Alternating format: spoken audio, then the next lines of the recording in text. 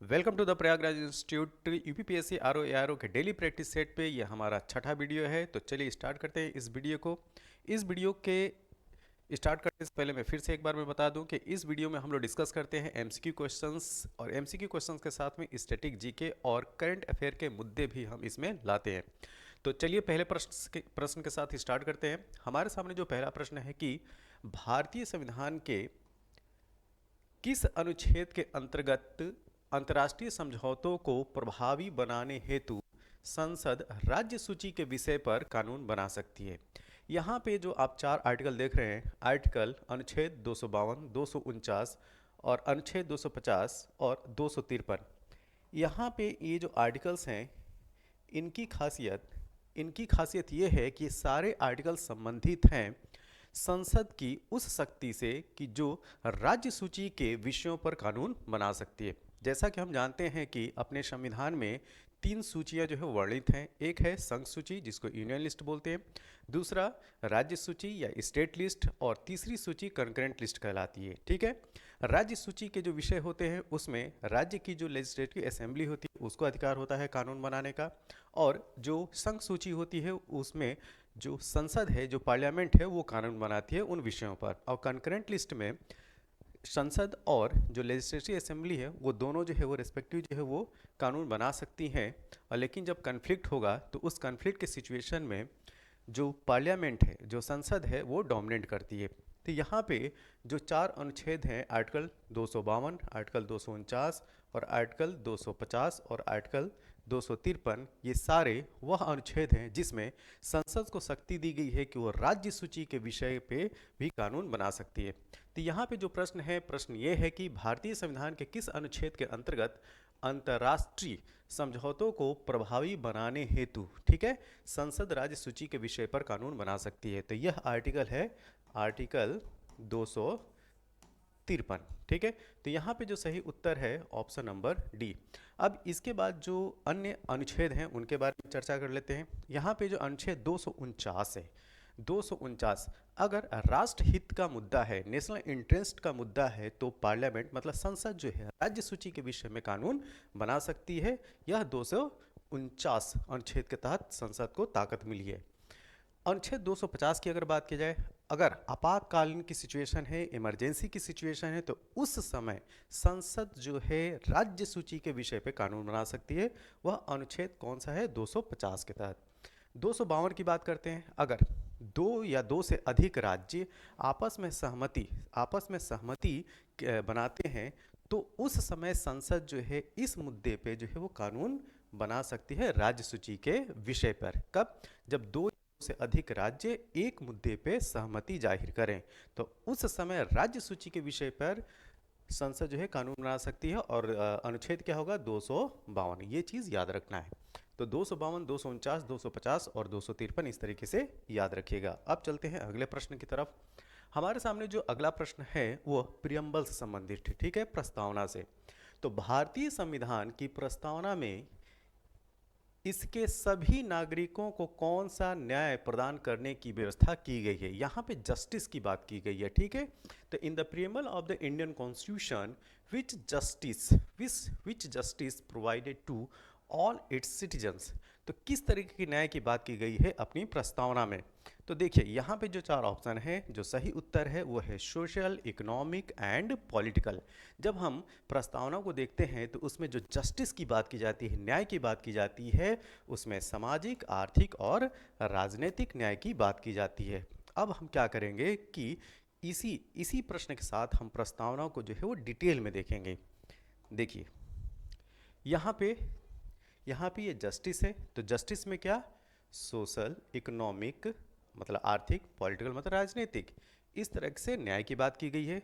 Liberty की बात की गई है। ठीक है। लिबर्टी में थॉट की लिबर्टी, एक्सप्रेशन की लिबर्टी, बिलीफ, फेथ और वर्शिप की, उपासना की जो लिबर्टी है उसकी बात की गई है प्रस्तावना में। इक्वलिटी, अगर समता की बात किया जाए तो समता कैसी?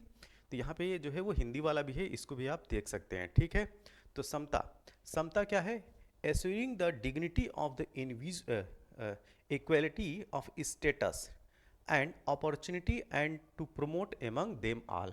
तो समता, समता किसकी बात की गई है? प्रतिष्ठा और अवसर की, प्रतिष्ठा और अवसर प्राप्त करने की समता की बात की गई है। अगर फ्रेटर्निटी की बात करें तो fraternity assuring the dignity of the individual and the unity and integrity of the nation. इसको जो है बंधुता में आप हिंदी में देखिए, व्यक्ति की गरिमा और राष्ट्र की एकता निश्चित करने वाली, ठीक क्या होनी चाहिए? बंधुता होनी चाहिए। तो ये जो कुछ की वर्ड्स हैं जैसे जस्टिस, लिबर्टी, इक्वेलिटी, फ्रेटर्निटी, इन शब्दों को आपको प्रस्तावना की इन शब्दों को ध्यान में रखना है और साथ में ये भी रखना है कि sovereign socialist secular democratic Republic का क्या मतलब होता है। अब चलते हैं अगले प्रश्न की तरफ। हमारे सामने जो अगला प्रश्न है कि निम्नलिखित भारतीय नगरों में मलिन वस्तियों का प्रतिशत 2011 की जनगणना के अनुसार सबसे कम रहा है। तो which of the following cities in India has the lowest percentage of slum population, ये आपको बताना है। तो यहाँ पे जो चार ऑप्शन है, सबसे लोएस्ट स्लम पॉपुलेशन जो है वो किस शहर में है, ये आपको बताना है। तो यहाँ पे जो सही उत्तर है वो है अहमदाबाद। ठीक, अहमदाबाद के बाद जो नंबर आता है वो है बेंगलोर, उसके बाद जयपुर और सबसे ज़्यादा इन चार ऑप्शन में लखनऊ का नंबर आता है। तो दिए गए प्रश्न के अनुसार जो सही उत्तर है ऑप्शन ए। अगला प्रश्न यह है कि जनगणना 2011 के अनुसार भारत में निम्नलिखित राज्यों में से कौन से राज्य ने सबसे कम नगरीकरण, ठीक, सबसे कम नगरीकरण का प्रतिशत दर्ज किया है? परसेंटेज के टर्म में बताना है कि सबसे लोएस्ट अर्बनाइजेशन जो है वह किस राज्य में है। तो which of the following state of India reported lowest percent of urban population? तो ये है हिमाचल प्रदेश। हिमाचल प्रदेश में केवल और केवल जो है 10% ही अर्बन पॉपुलेशन है। तो ये आप आंकड़ा देख सकते हैं। तो 2011 का जो सेंसस है उसके अनुसार हिमाचल प्रदेश में 10% सबसे कम नगरीकृत राज्य है और भारत का सबसे ज़्यादा अर्बनाइज्ड अगर राज्य है तो वो है गोवा, जहाँ पे अर्बनाइजेशन का लेवल 62.2% है। अगर केंद्र शासित प्रदेशों में बात की जाए तो केंद्र शासित प्रदेशों में सबसे ज़्यादा अर्बनाइजेशन जो है वो दिल्ली में है, 97.5%। नेक्स्ट, अगला प्रश्न ये है कि 2011 की जनगणना के अनुसार निम्नलिखित में से भारत के किस केंद्र शासित प्रदेश में न्यूनतम लिंगानुपात पाया जाता है? ठीक है, लोएस्ट सेक्स रेशियो की बात की जा रही है। तो यहाँ पे जो न्यूनतम लिंगानुपात पूछा जा रहा है वो केंद्र शासित जो यूनियन टेरिटरी है उसके संदर्भ में पूछा जा रहा है। ठीक है, तो दिए गए ऑप्शन में आपका सही उत्तर है दमन एंड दीव। ठीक, तो 2011 का जो सेंसस है उसके अनुसार भारत के जो केंद्र शासित प्रदेश हैं उसमें दमन दीव में सबसे लोएस्ट सेक्स रेशियो है। अब इसी क्रम में हम लोग जानेंगे कि पूरे भारत के परिदृश्य में अगर देखा जाए तो सेक्स रेशियो का क्या सिनेरियो रहा। ठीक है, तो जो केंद्र शासित प्रदेश में न्यूनतम लिंगानुपात जो दमन दीव है वहाँ पे 618 महिलाएं हैं 1000 पुरुषों पे।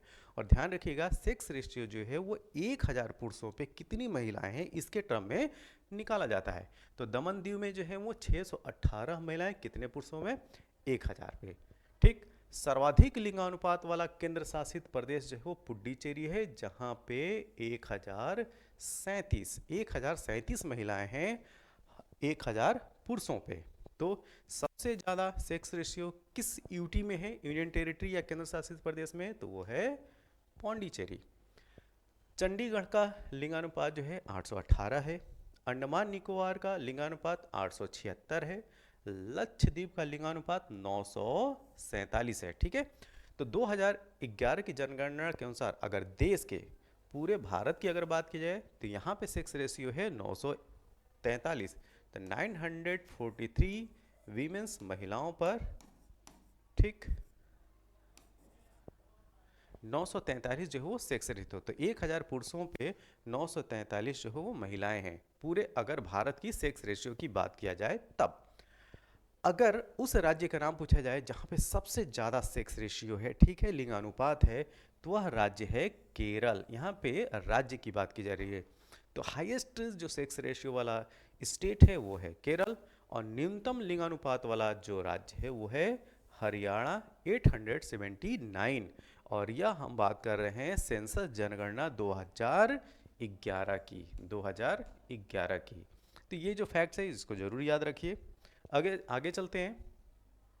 निम्नलिखित में से कौन से भारतीय राष्ट्रपति लोकसभा अध्यक्ष भी रहे हैं? तो दिए गए ऑप्शन में आपका सही उत्तर है नीलम संजीव रेड्डी।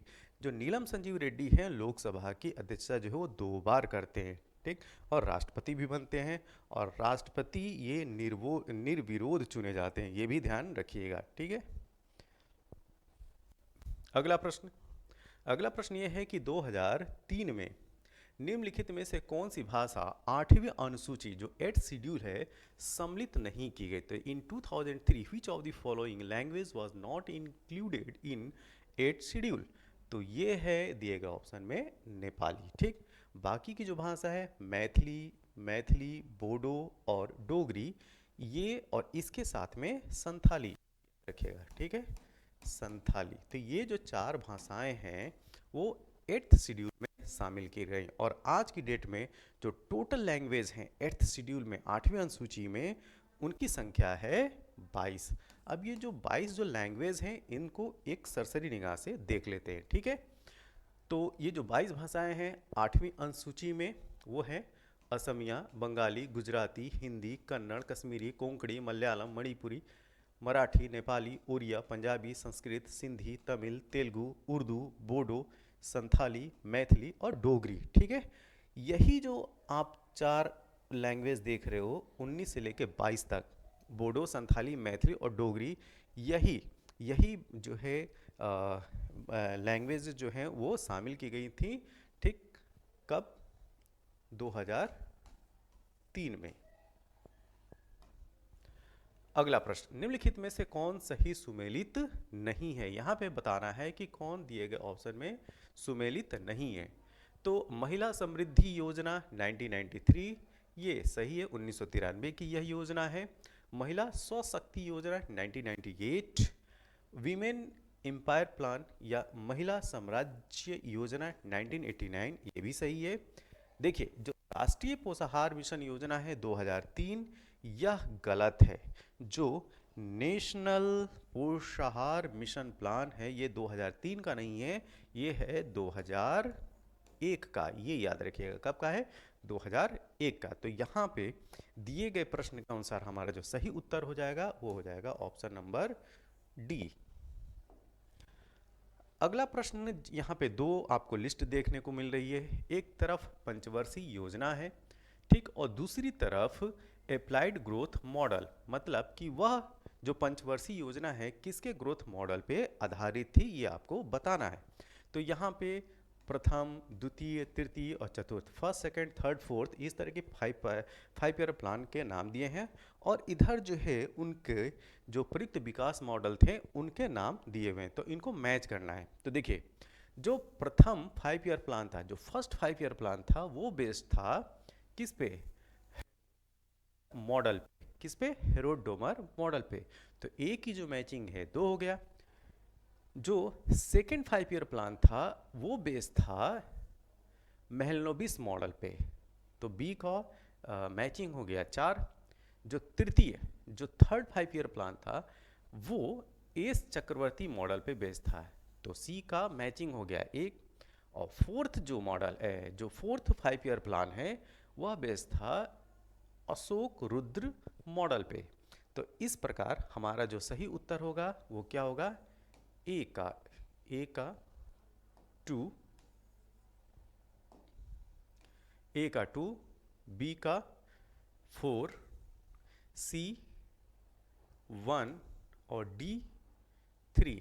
तो 2 4 1 3, 2 4 1 3, ऑप्शन बी। यहाँ पे जो सही उत्तर है वो है ऑप्शन बी। अगला प्रश्न, हमारे सामने जो अगला प्रश्न है कि एक किसान के पास 1 से 2 हेक्टेयर, ध्यान दीजिए 1 से 2 हेक्टेयर तक जोत है जाना जाता है, ठीक है। तो a farmer which has land holding between 1 to 2 hectare is known. तो भारत में किसानों का जो है क्लासिफिकेशन किया गया है उनके पास उपलब्ध भूमि के आधार पर। तो जो किसान है, क्या वो बड़ा किसान है कि लघु किसान है या मध्यम किसान है या सीमांत किसान है या सीमांत कृषक है, इसका क्लासिफिकेशन किया गया है कि उसके पास भूमि कितनी है। तो सीमांत कृषक वह हैं जिनके पास 1 हेक्टेयर से कम भूमि है। बड़ा कृषक वो है जिसके पास 10 हेक्टेयर से ज़्यादा भूमि है। मध्यम कृषक मतलब कि जो मीडियम फार्मर है जिसके पास 4 से 10 हेक्टेयर की भूमि है, वो मध्यम कृषक के अंतर्गत आता है।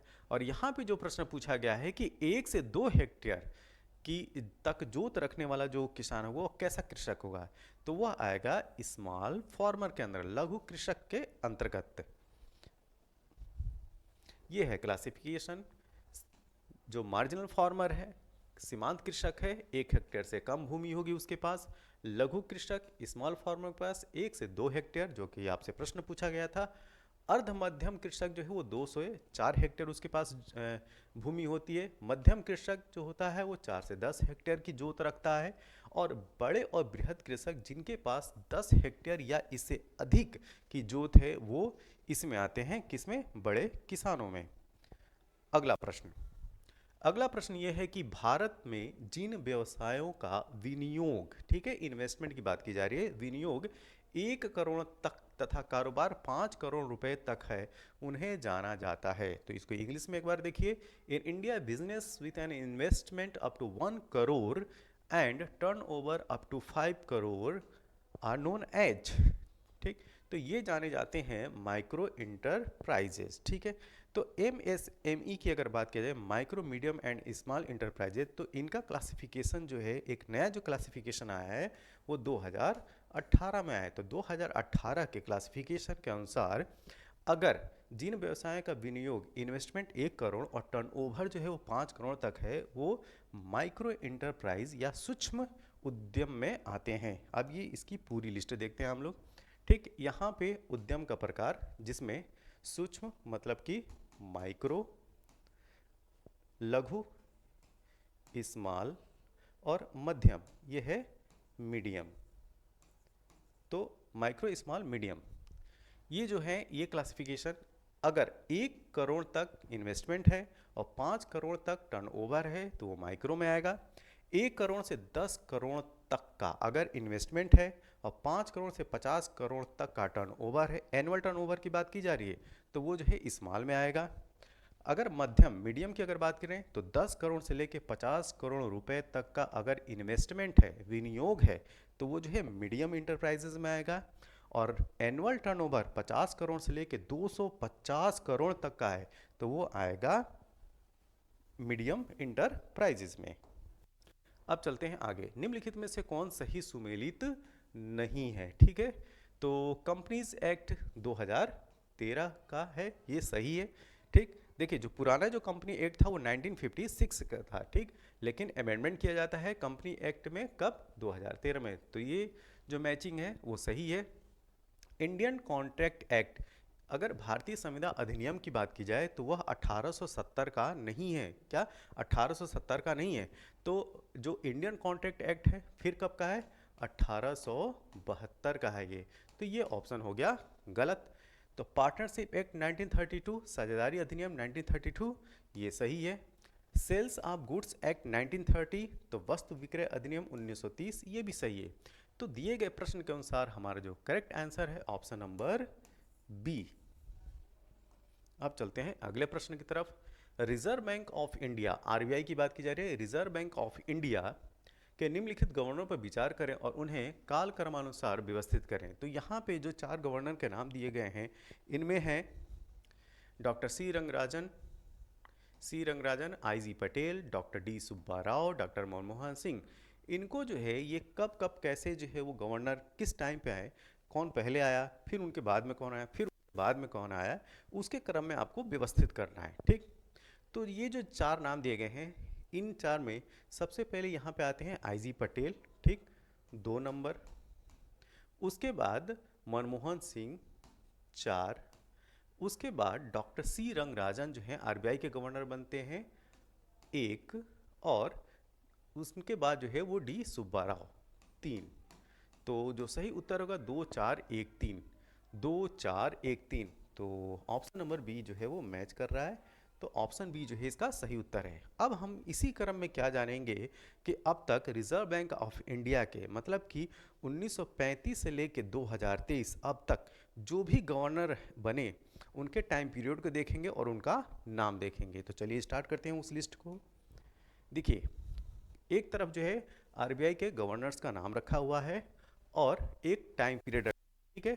तो हम इसमें 1935 से लेकर 1923 तक की बात करेंगे, क्योंकि हम जानते हैं कि आरबीआई की स्थापना जो है 1 अप्रैल 1935 को होती है। और करंट डेट में अब हम देखेंगे कि कौन गवर्नर है, ठीक है। तो जो आरबीआई के सबसे पहले गवर्नर होते हैं स्थापना के साथ ही, वो है सर ऑसबॉर्न स्मिथ। इनका नाम हमेशा पूछा जाता है, ठीक है। तो सर ओ स्मिथ का नाम याद रखिएगा। इनका जो टाइम पीरियड होता है 1 अप्रैल 1935, जैसा कि मैंने बताया कि आरबीआई की स्थापना जो है 1 अप्रैल 1935 को होती है। तो 1 अप्रैल 1935 से लेकर 30 जून 1937 तक ये रहते हैं, ठीक है। उसके बाद जेम्स ब्रेड टेलर आते हैं, 1 जुलाई 1937 से लेकर 17 फरवरी 1943 तक रहते हैं। तीसरे नंबर पर सी डी देशमुख, ठीक। सी डी देशमुख, ये नाम आपको यहाँ पे याद रखना है, सी डी देशमुख का। तो सर सी डी देशमुख 11 अगस्त 1943 से लेकर 30 जून 1949 तक रहते हैं। अब सी डी देशमुख का नाम यहाँ पे इंपॉर्टेंट है, क्योंकि अगर आपसे पूछा जाए कि भारत की आज़ादी मतलब 1947 के बाद जो आरबीआई के जो पहले गवर्नर हो गए, तो यहाँ पे हो जाएंगे सी डी देशमुख। या ये अगर आपसे पूछा जाए कि आरबीआई के पहले भारतीय गवर्नर का नाम बताइए, तो यहाँ भी उत्तर होगा सी डी देशमुख। तो इस तरीके से भी प्रश्न पूछा जाता है, याद रखिएगा। उसके बाद सर बेंगाल रामाराव, ये 1 जुलाई 1949 से 14 जनवरी 1957 तक रहते हैं। फिर के जी अम्बेडकर, तो जनवरी 14 से 1957 से 28 फरवरी 1957 तक रहते हैं। एच वी आर लायंगर, ये 1 मार्च 1957 से 28 फरवरी 1962 तक ये पदभार संभालते हैं आरबीआई के गवर्नर के रूप में। इसके बाद पीसी भट्टाचार्य आते हैं। पीसी भट्टाचार्य 1 मार्च 1962 से लेके 30 जून 1967 तक रहते हैं। एल के झा, इनका नाम इंपॉर्टेंट है, ठीक है। ये प्लानिंग कमीशन में भी रहे। तो एल के झा 1 जुलाई 1967 से 3 मई 1970 तक आरबीआई के गवर्नर। बी एन अडरकर की अगर बात करें तो 4 मई 1970 से 15 जून 1970 तक। एस जगन्नाथन, ये 16 जून 1970 से 19 मई 1975 तक। एनसी सेन गुप्ता, ये भी काफ़ी इंपॉर्टेंट है इनका नाम, इनका भी नाम याद रखिएगा। एनसी सेन गुप्ता 19 मई 1975 से 19 अगस्त 1975 तक। और के आर पुरी की अगर बात करें तो 20 अगस्त 1975 से 2 मई 1977 तक। अब दूसरे पार्ट में इसके आगे के जो गवर्नर हैं उनको हम देखते हैं। एम नरसिम्हन, ठीक, बहुत इंपॉर्टेंट है। तो एम नरसिम्हन 3 मई 1977 से 30 नवंबर 1977 तक रहेंगे, ठीक है। और आईजी पटेल, जो कि आपसे प्रश्न में जिनका नाम पूछा गया था, तो आईजी पटेल का कार्यकाल होता है 1 दिसंबर 1977 से 15 सितंबर 1982 तक। उसके बाद जस्ट आईजी पटेल के बाद मनमोहन सिंह, डॉक्टर मनमोहन सिंह जो है आरबीआई के गवर्नर बनते हैं। इनको जरूर याद रखिए।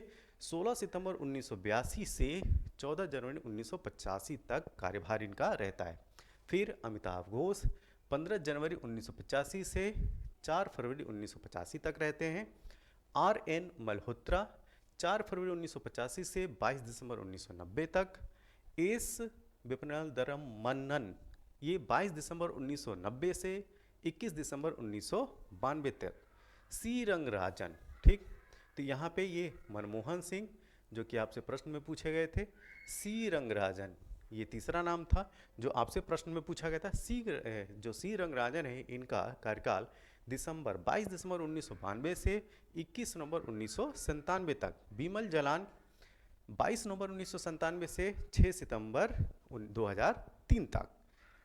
वाई वी रेड्डी 6 सितंबर 2003 से 5 सितंबर 2008। डी सुब्बा राव, ये नाम आया था आपसे प्रश्न में। तो डी सुब्बा राव संभालते हैं कार्यभार 5 सितंबर 2008 से 4 सितंबर 2013। रघुराम जी राजन 4 सितंबर 2013 से 4 सितंबर 2016 तक इनका कार्यभार रहता है। अरिजीत रविंद्र पटेल, ठीक, अरिजीत पटेल 4 सितंबर 2016 से 10 दिसंबर 2018 तक रहते हैं। और वर्तमान में शक्तिकांत दास जो हैं वो आरबीआई के गवर्नर हैं। ये दिसंबर 2018 से अब तक आरबीआई के गवर्नर बने हुए हैं। तो ये जो है गवर्नर्स की लिस्ट थी, इनका नाम आपको याद रखना है। खास तौर से जिन पे जो है स्पेशल मार्क किया गया है उनको जरूर याद रखें। जैसे कि प्रश्न में दिया गया था, आईजी पटेल, मनमोहन सिंह, सी रंगराजन, डी सुब्बाराव। और इसके साथ में यहाँ से वायु रेड्डी से ये जो पूरी लिस्ट है इसको भी आपको याद रखना है, ठीक। इन्हीं जो ये जो भूतपूर्व जो गवर्नर हैं, ये बहुत सारी जो कमेटियाँ कॉन्स्टिट्यूट की जाती हैं, खास तौर से आर्थिक जगत में उनके ये चेयरमैन भी होते हैं। तो इनकी अध्यक्षता में जो है बहुत सारी कमेटियाँ जो है कॉन्स्टिट्यूट की जाती हैं। इस वजह से इन गवर्नर्स का नाम जो है याद रखना जरूरी होता है, ठीक। अब चलते हैं अगले प्रश्न की तरफ। हमारे सामने जो अगला प्रश्न है वो फिजिक्स से रिलेटेड है। तो एक सितार में किस प्रकार की ध्वनि तरंगे उत्पन्न होती हैं? तो in a sitar which type of sound vibration are produced. तो देखिए जो सितार होता है उसमें स्टेशनरी और ट्रांसवर्स मतलब कि अप्रगामी और अनुप्रस्थ तरंगे उत्पन्न होती हैं। तो अगर सितार में पूछा जाए कि किस तरह की तरंग जो है उत्पन्न होती है तो क्या बताएंगे? Stationary and transverse, option D. अगला प्रश्न, इसमें आपको बताना है कि कौन सा कथन सही नहीं है। तो पहला ऑप्शन देखते हैं। तो देखिए पहला ऑप्शन ये है कि human ear becomes most sensitive at 1000 hertz, ठीक है। तो जो 1000 फ्रीक्वेंसी पर जो मानव कान है वो ज़्यादा सेंसिटिव है। क्या ये बात सत्य है? तो जी हाँ। देखिए जो ह्यूमन बीइंग है वो 20 हर्ट्स से लेके 20 किलो हर्ट्स मतलब कि 20,000 हर्ट्स तक की ध्वनि जो है वो आराम से सुनता है। वो कितना? 20 हर्ट्स से लेके 20,000 हर्ट्स तक। अगर 1000 हर्ट्स